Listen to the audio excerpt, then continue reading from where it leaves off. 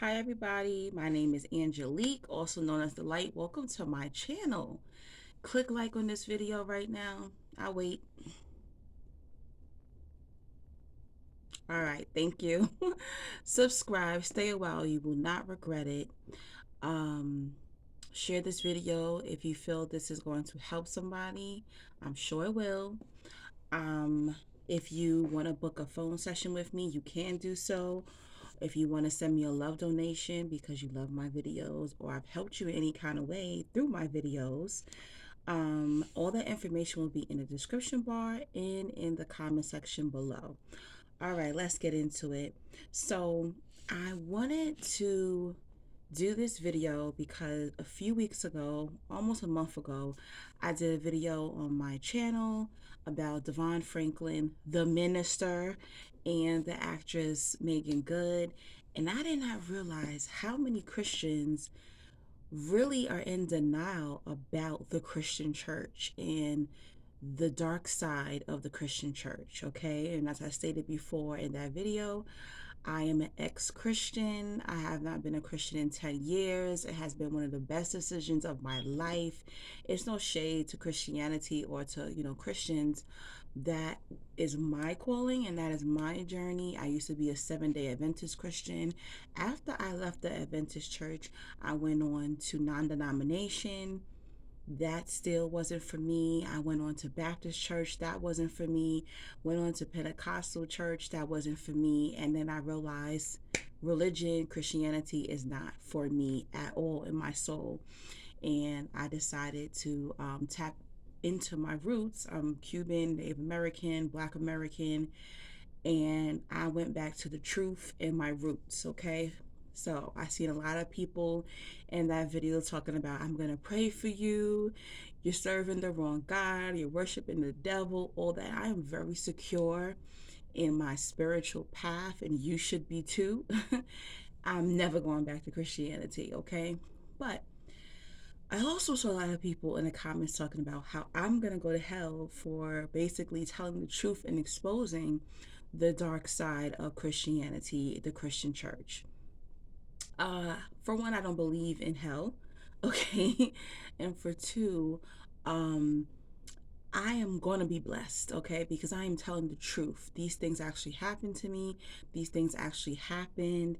You're going to spend your whole life on YouTube trying to go through every channel and every video of people telling these true stories of these narcissists, psychopaths, sociopaths, all these different types of spirits, dark spirits, okay?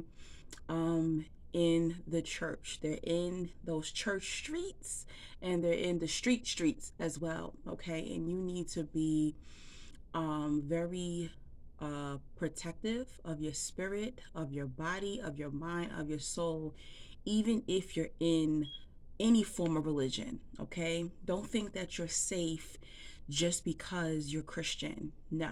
Okay. And a lot of people have this belief that you have to be in an organized religion in order to have a covenant or to be covered. If you know anything about spiritual law, you do not need to be in a religion to have godly protection, spiritual protection, okay? Um, this is a huge world, and my God is intelligent. Maybe we don't serve the same God, but my God is intelligent and powerful.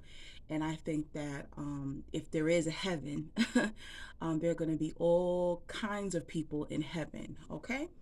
Anyway, but thank you for those of you who are so concerned and worried about my spiritual path. But I'm going to tell you some dark sided stories of Christianity because it may help you and to keep you aware that just because you're in a religion does not mean that there isn't the devil sitting right in the front pew, basically, right? All right. So I'm a hairstylist and I've been a hairstylist for years. I started doing hair 20 years ago, okay, professionally. I went to beauty school when I was 18. I'm 38 now. And I basically um I basically started doing hair really, really young, and I didn't like the salon scene. So I decided to work on my own. Okay. I couldn't afford to get a salon. So I decided to start traveling to people's homes and doing their hair, right? I didn't let people come to my house, but I was going to other people's houses, and that's how I was making money. There was some of my clients were women who just had children. They didn't have time or couldn't leave the house with two babies, but still needed their hair done. I had a lot of doctors and nurses and people who worked in the medical field or had, nighttime jobs or all these different reasons why they didn't want to go to the salon, and I was raking up all the money, okay? So this is probably like maybe my late 20s that this was going on, and I live in Queens, not Jamaica, Queens, but most of my clients were in Jamaica, Queens. I had a lot of hair clients who were Haitian, Jamaican, and African. Okay, I used to do a lot of Nigerian women's hair in Queens, New York. Okay, so I have been, well, the thing about it was I had a Nigerian friend at one point, right? Me and her were tight. And I guess the Nigerian community is really small in New York. It seems like everybody knows everybody, right? So she went to church. She was Christian. I think she was Pentecostal. And she went to church, and I did her weave, and people were like, "Oh, who did your weave, girl?" So she gave them my number, and the next thing I know, I had a whole bunch of Nigerian clients, okay? So, but the thing about it was, as soon as I would do one person's hair, like the next day I would get a call from another Nigerian woman like, "Hey girl, can you come do my hair, my daughter hair, my niece's hair, my four daughters, my cousin, my mother?" Like it was crazy, right? I was making a lot of money back then. But anyway, but I wouldn't know these people. Okay. So it just started from one girl I was friends with, and the next thing you know, I had a whole bunch of clients. And sometimes I wouldn't even know how they looked until I got to their home. Very dangerous, but it is what it is, right? Anyway, so I did this woman's hair, and she was just like, "Oh, my friend wants you to do her hair. She wants to know, can you come tomorrow?" So I'm like, "Yeah, okay, cool." So it's a Sunday. The buses and trains run slow, but I still get to this woman's house, and she told me to come after 5 o'clock. So I'm like, "All right, cool." I get to this lady's house, and I see a couple of children running around, and it looked like they had on some dress clothes. So I'm assuming maybe they were coming from church, right? So I usually back then I kind of dress like maybe trendy, fashionable to do hair. Now I don't do that. I wear sweats, jogging pants, t-shirts, maybe my pajamas now. Like I don't dress up anymore to do hair, but back then I would go cute, presentable, sometime maybe like a button down, some slacks or something like that. And I remember the woman I was going to do her hair, I never forget, it was like a wet and wavy weave. And I was like, thank God, I'm going to get in here, do her hair, wet this weave, and get the hell out. Because I was feeling this crazy energy from the home, right? I was feeling kind of uncomfortable. Her husband was eyeing me.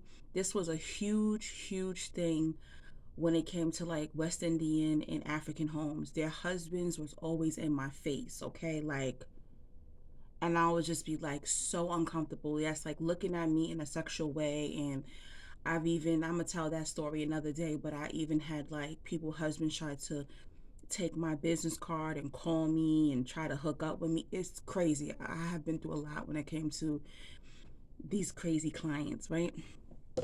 Anyway, so she sat a chair in the middle of the living room. So we're in the living room. The TV is facing forward. She had a sofa to the left, and her husband was sitting on the sofa. And then to the right, there was a woman who was like kind of masculine. I was picking up masculine energy from the woman who was sitting on the right hand side. So I was just, talking to this woman, talking to her husband. Eventually, thank God, the woman picked up that her husband was looking at me. So she told her husband, get out, like, get out the room. This is a girl's thing. So her husband gets out the room, and now us three women are talking. So the woman I was doing her hair, my client, she says, oh, this is my pastor here. So I said, oh, she's your pastor. And it kind of threw me off because in my religion, Seventh Day Adventism, ex religion, in Adventism, I never saw any women pastors because they really wouldn't put women on, the pulpit, basically. So I was like really shocked that her pastor was a woman. She was like, yeah, we had just came from church before you came. And the pastor was like, wow, she just kept saying, you're so mature, you're so beautiful. Are you free tomorrow? I need you to do my hair, but can you come early, like around 7 o'clock in the morning? And I was a big time hustler. I didn't care if it was $10, $20 back then. If somebody wanted me to do their hair, I was like, yep, I'll be there. I didn't care. Now I don't do everything. I don't, everybody's money is not good for me. That's, you live and you learn about that, right? So I finished up the woman's hair. She paid me whatever. I exchanged numbers with the other woman. I said, are you sure the next day was going to be Monday? So I was like, are you sure you want me to come on Monday? Don't you have to work or something? She's like, no, no. Remember, I'm a pastor. I'll be home. Call me in the morning. If I don't pick up, just show up to my house, ring my doorbell, and I'm gonna open the door. So I'm like, all right, cool. I woke up on time, guys. I was not playing. I told you I was a hustler back then. So I get dressed. I leave my house probably like 5:30, 6 o'clock in the morning. I live on the opposite side of Jamaica, Queens.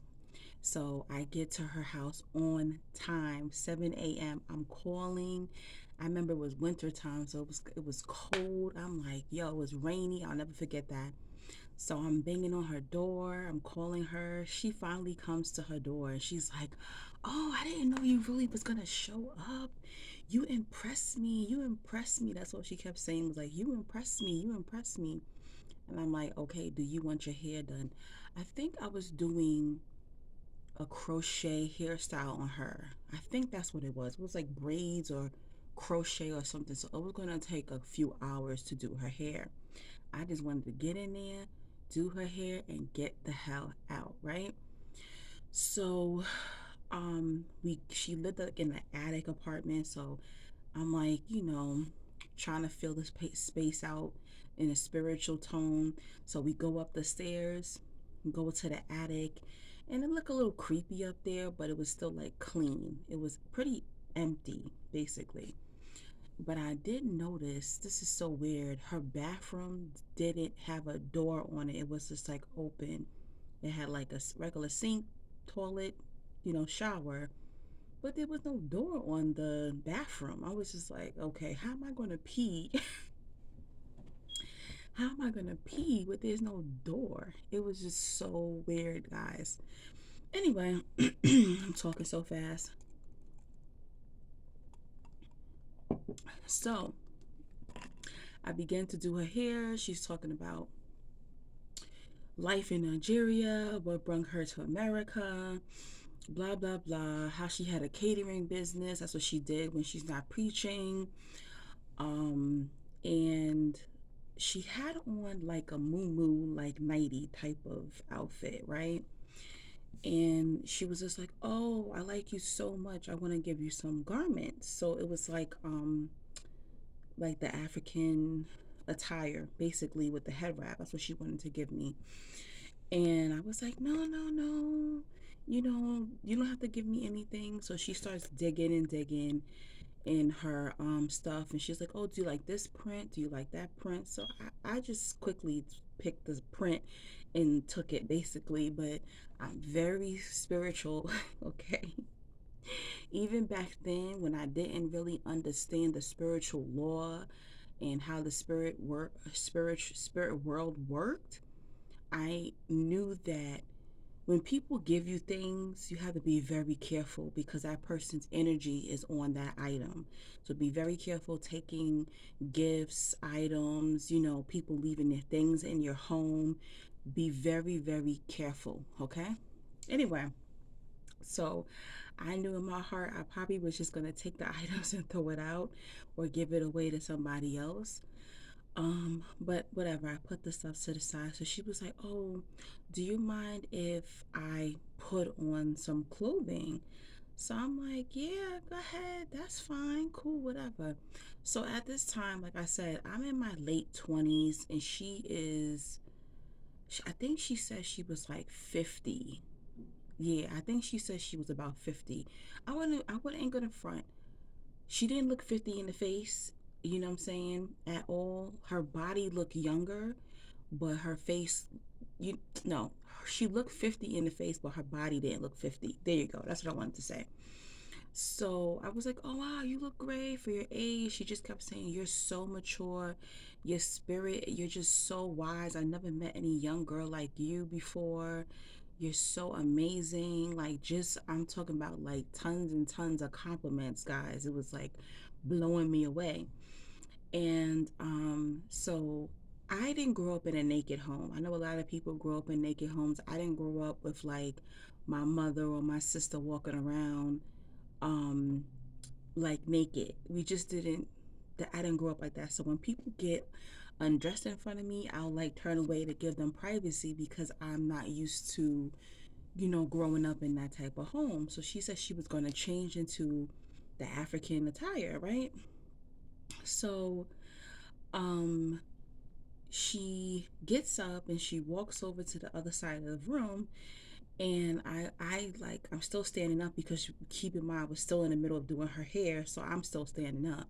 So I just turned this way, and something told me, because she's still talking to me, so I didn't want to be rude and make her feel like, oh yeah, I'm just turning my back to her like that. So she said something to me, and I turned to look at her, guys, and she when I turn to look at her, she is standing there, guys. She's completely naked, okay? She's completely naked, and she's going like this, guys. She's rubbing on herself, okay? I'm sorry. I don't want to have your church hats flying off in this video, but she's just rubbing on her body. And I'm in such shock. So I like turned quickly, and then I said, "Well, can I go use your bathroom?" So I just like literally like run out the room basically and go to the bathroom. And I'm like, "Well, if she's getting dressed, let me hurry up and try to pee at least, Because remember, there was no door on the bathroom. So I pee, and I'm like trying to get myself together because I'm like, what did I just see this woman doing? So she literally, I don't know what the hell that was. Back then, I didn't know what a Jezebel spirit was, guys. But obviously, this woman had a heavy Jezebel spirit on her. She's supposed to be a pastor, and she was looking at me, and she was literally just rubbing on her breast and rubbing on her body and stuff like that and looking at me, and I'm looking like, what the hell is this? Keep in mind, guys, I'm straight. I'm not bisexual. I never been with a woman before. I don't know if this was some type of thing that women do when they want someone to, when they want to seduce another woman. So I was so confused, and I was like, oh my gosh, maybe that's why I felt my lighting changed. Maybe that's why I felt that masculine energy coming from her the day before, right? Anyway, guys, so I came back in the room. She had her clothing on. We didn't talk about what she was just doing. I finished her hair. I got paid. She gave me the garments. And just the entire time I was there, she just kept saying, "You're so mature. You're so wise. You're so beautiful. You really impressed me. I never met a woman like you. Can we get to know each other?" Guys, I was so disgusted. I felt like betrayed. It's so crazy when you're Christian, when you're in a religion and you meet people, you really feel like, oh wow, this person's like me, this person loves God, they're not here to harm me. Like, I felt so betrayed by this woman. I didn't even know who she was. I mean, when I left, I don't know if I had block on my phone, but I know that I never spoke to her ever again. Um, I don't know. I don't remember her ever contacting me ever again, but I was just so disgusted, guys. I could not believe that I experienced that. That was weird.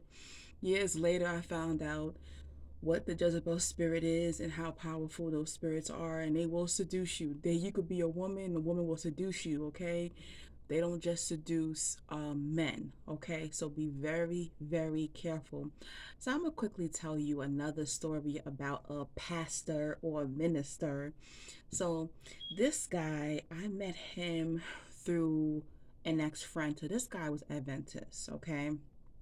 And yes, back then I was Adventist, and I was hanging out with, I always had musician friends.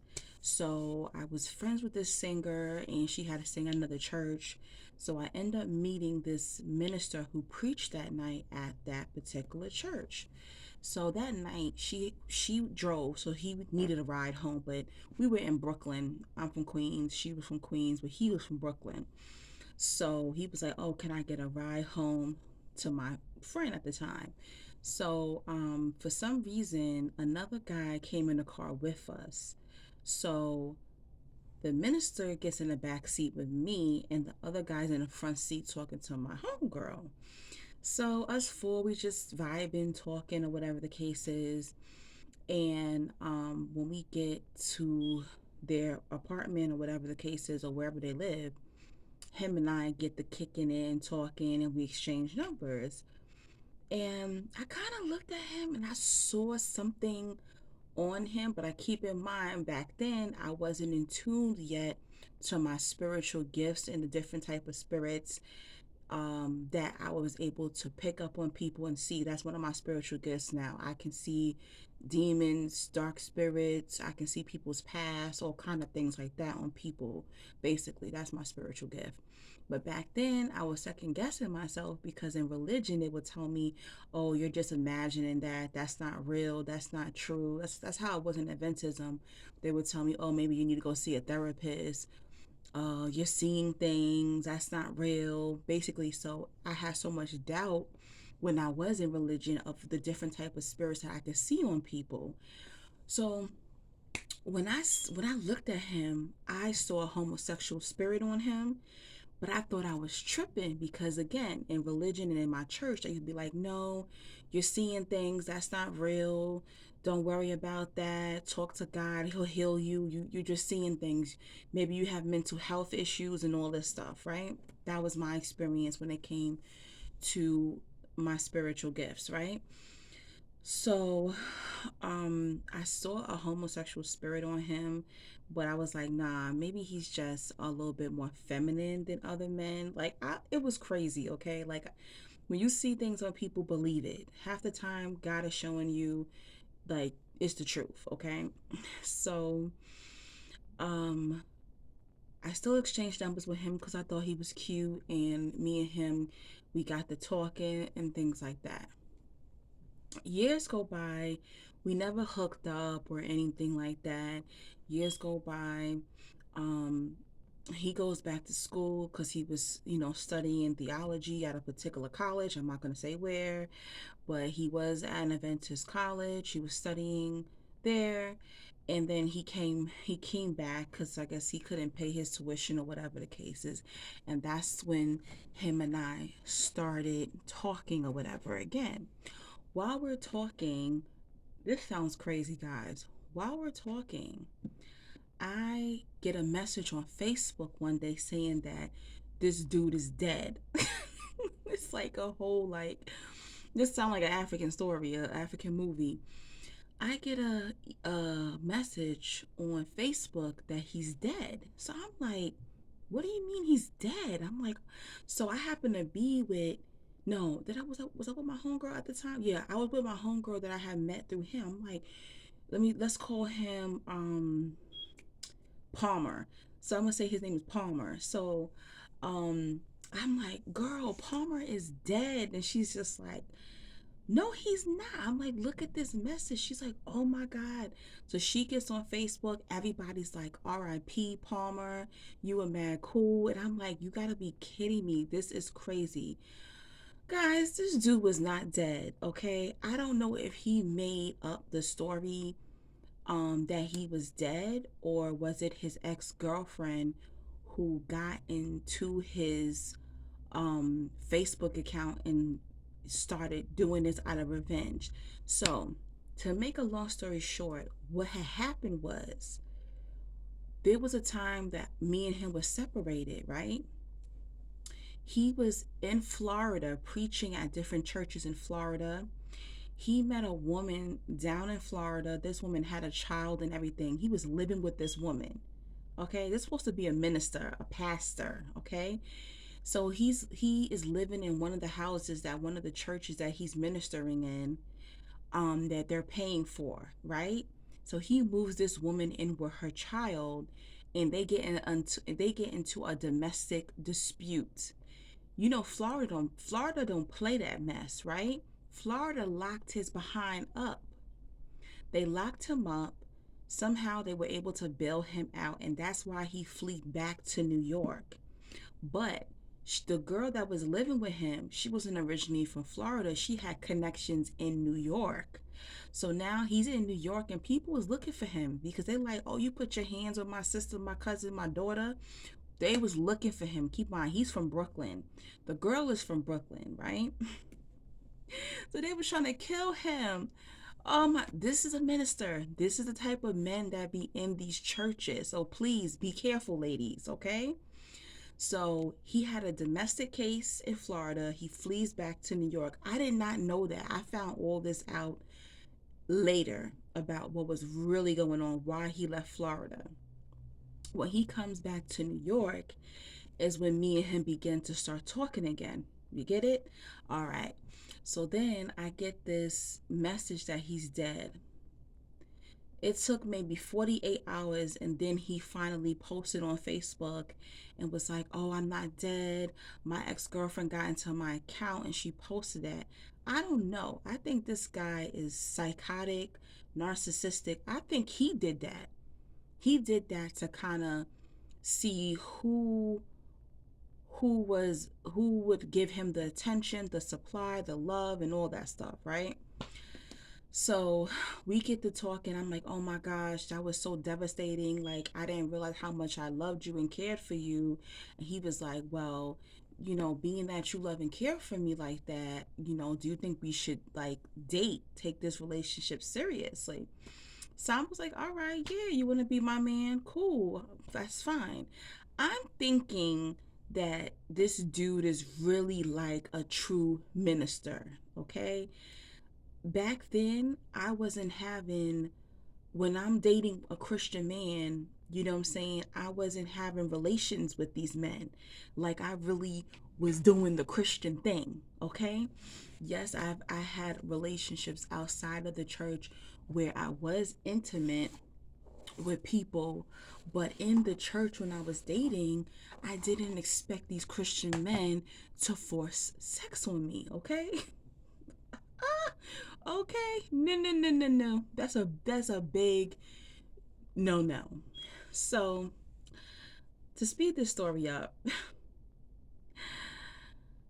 he, in the beginning of our relationship, we saw each other for a couple of times, but when I would see him, he would be so sexually aggressive. Okay, and this guy basically had a sex demon on him, pretty much.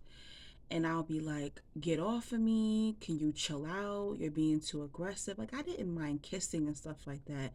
But just being extreme and aggressive and pushy about sex. And I'm like, dude, you're a minister. Like, we need to date each other. We haven't even been dating for 3 months yet, and you're trying to push sex on me. I don't rush into sex. Even if I was dating a man in the street, I'm not rushing into sex. Like, that's not my MO. Like, you need to chill out. Like, why do I have to tell you what the Bible says? Why do I have to tell you what our doctrine is? Why do I have to tell you that you need to get to know a woman before you be intimate with her. Like, you should be telling me this. You should be rejecting me. You know, it was crazy. He was just, all he talked about was sex. And I'm like, we're going to have to break up if you can't calm down, right? So he finally gets booked to preach somewhere else. So he's on the Amtrak train traveling to another state. So he's calling me and we're talking, and I'm like, oh, it's my man, he's calling me. I'm talking to him while he's on the train and stuff like that. And then I'm thinking that was it for the night. I'm like, well, I'm gonna go to sleep. I'll talk to my man tomorrow, whatever. Next thing I know, he's calling me in the middle of the night. So I'm just like, hello, hi, babe, what's up? And all I'm hearing is, guys, I'm hearing him moaning and groaning in the phone. This is a minister, okay? Moaning. Negro is on the Amtrak train, jacking off. He's masturbating on the Amtrak train in the bathroom, telling me, oh, say dirty things to me. I need you. I need you. You're my woman. You're supposed to do this. And if you don't do this, it's over between us. You have to keep me satisfied sexually in order to be with me. If you know that I'm a traveling minister, you're going to have to satisfy me. I said, well, I guess it's over. What? Yeah, I guess it's over, because why do I have to keep telling you no? Because this wasn't the first time, he did this multiple times, and I'm like, yo, you need to chill out, stop, whatever.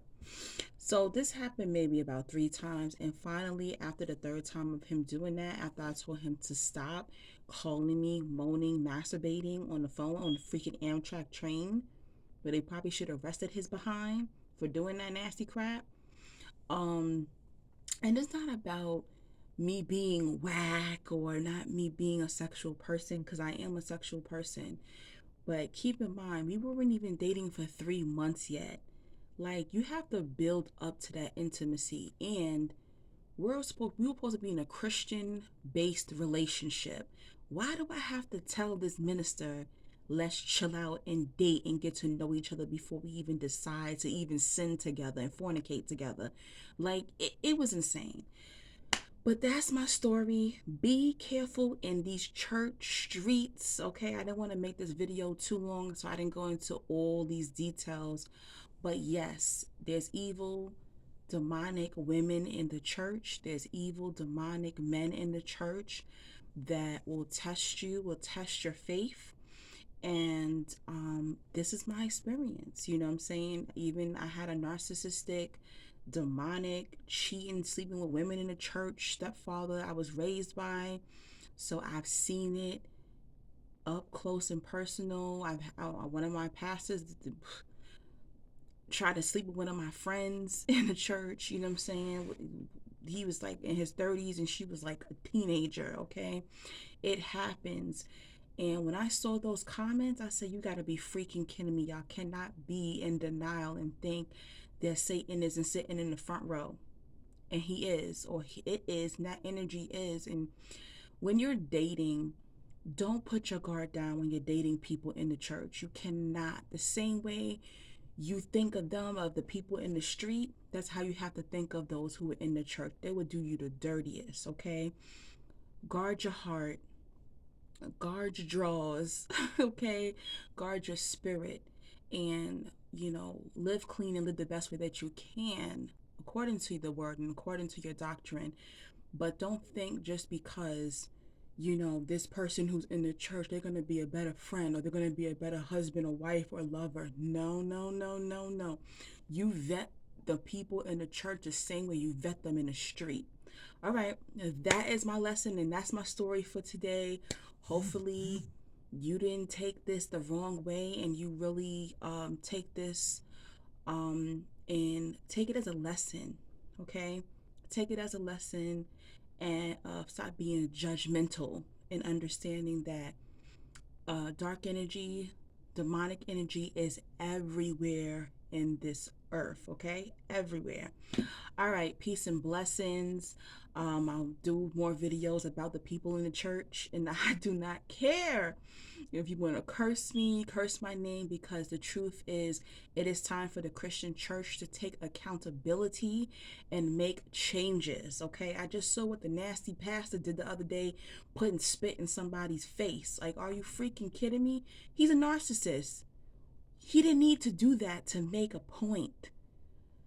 We're going to get that to another day, but peace and blessings and have an amazing, amazing weekend.